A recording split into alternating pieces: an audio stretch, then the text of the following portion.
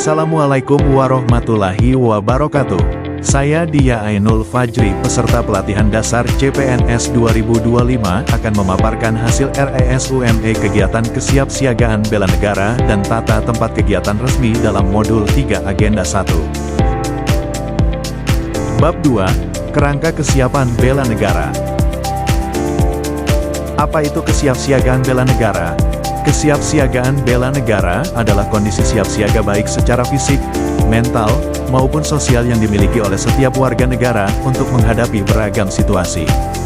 Hal ini merupakan wujud dari kesadaran dan kerelaan berkorban sepenuh jiwa raga demi menjaga, merawat, dan menjamin kelangsungan hidup Negara Kesatuan Republik Indonesia berdasarkan Pancasila dan Undang-Undang Dasar 1945.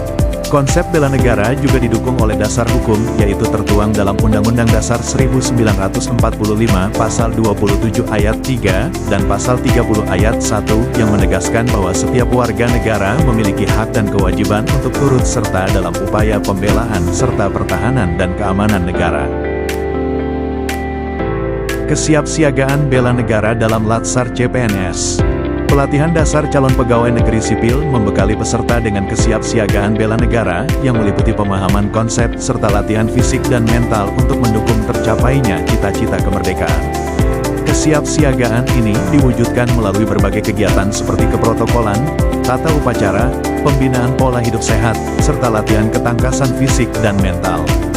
CPNS juga dibekali dengan wawasan kebangsaan dan analisis strategis untuk mengatasi permasalahan birokrasi, baik internal maupun eksternal. Semua ini bertujuan untuk membentuk CPNS yang siap siaga dalam menjalankan fungsi sebagai pelaksana kebijakan, pelayanan publik, serta perekat dan pemersatu bangsa dari berbagai ancaman, hambatan, dan tantangan. Kesiapsiagaan bela negara bagi CPNS bukanlah perjuangan fisik militer, melainkan penanaman jiwa kedisiplinan, cinta tanah air, dan kesediaan berbakti pada negara dalam segala kondisi. Manfaat bela negara. Kegiatan kesiapsiagaan bela negara memiliki banyak manfaat, di antaranya, membentuk sikap disiplin waktu, aktivitas, dan kegiatan, serta menumbuhkan jiwa kebersamaan dan solidaritas. Latihan ini juga bertujuan membangun mental dan fisik yang tangguh, menanamkan rasa cinta tanah air patriotisme, dan melatih jiwa kepemimpinan. Selain itu, kesiapsiagaan bela negara juga mengajarkan pentingnya berbakti pada orang tua, bangsa, dan agama, serta menghilangkan sikap negatif seperti malas dan egois. Manfaat-manfaat ini pada akhirnya akan membentuk karakter individu yang jujur, tegas, adil, dan peduli. Bab 3, Kemampuan Awal Bela Negara. Kesehatan jasmani dan mental. Kesehatan jasmani adalah kemampuan tubuh untuk berfungsi secara efisien tanpa kelelahan berlebihan yang merupakan salah satu syarat utama untuk disebut sehat berdasarkan Undang-Undang Kesehatan Nomor 36 Tahun 2009. Kesehatan fisik yang prima sangat penting untuk meningkatkan produktivitas kerja dan daya tahan tubuh. Sayangnya, kemajuan teknologi dan gaya hidup modern yang cenderung kurang bergerak dikombinasikan dengan kebiasaan tidak sehat seperti merokok atau pola makan buruk dapat memicu berbagai penyakit tidak menular, seperti penyakit jantung dan hipertensi. Oleh karena itu, penting untuk melakukan aktivitas fisik minimal 30 menit setiap hari secara rutin dimanapun dan kapanpun untuk menjaga kesehatan jasmani dan mental yang pada akhirnya akan meningkatkan kualitas hidup. Kesiapsiagaan jasmani dan mental. Kesiapsiagaan jasmani dan mental adalah dua hal yang saling berkaitan dan penting untuk dimiliki setiap individu, khususnya bagi seorang pegawai negeri sipil. Kesiapsiagaan jasmani mengacu pada kemampuan fisik untuk melaksanakan tugas secara efisien tanpa mengalami kelelahan berlebihan atau cedera yang dapat dijaga melalui pola hidup sehat, olahraga teratur, dan istirahat yang cukup. Kesiapan fisik yang prima akan secara otomatis mendukung kesiapsiagaan mental yang baik, yaitu kemampuan individu untuk mengelola emosi, menghadapi tantangan, serta beradaptasi dengan lingkungan kerja maupun sosial.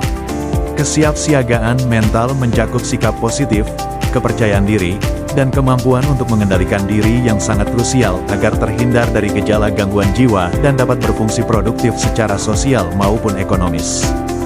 Dengan demikian, Menjaga kedua aspek kesiapsiagaan ini akan memastikan PNS dapat bekerja dengan optimal, baik dari segi fisik maupun psikis.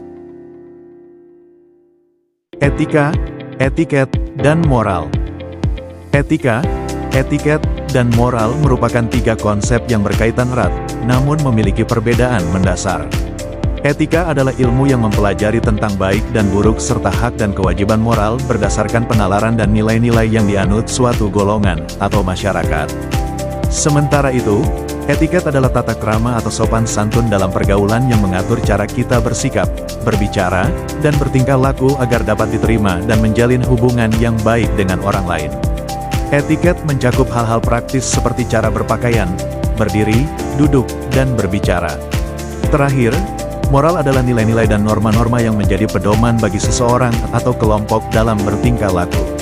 Secara etimologis, etika dan moral memiliki arti yang serupa, tetapi moral lebih merujuk pada nilai-nilai yang dipegang teguh secara pribadi, sedangkan etika adalah ilmu yang mengkaji nilai-nilai tersebut.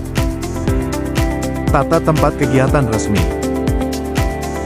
Tata tempat adalah aturan protokoler mengenai urutan tempat duduk atau posisi bagi pejabat negara, pejabat pemerintah, dan tokoh masyarakat tertentu dalam acara resmi atau kenegaraan.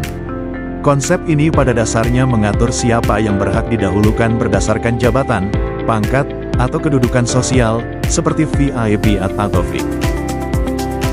Urutan ini dapat diperoleh melalui penunjukan jabatan, penghargaan dari negara, pernikahan dengan pejabat, kelahiran, atau hak presens yang diatur undang-undang.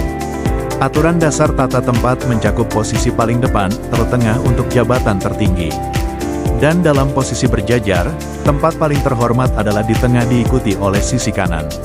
Pelanggaran terhadap aturan ini dapat dianggap sebagai pelecehan jabatan. Dalam slide selanjutnya, saya akan memberikan contoh tata tempat kegiatan resmi.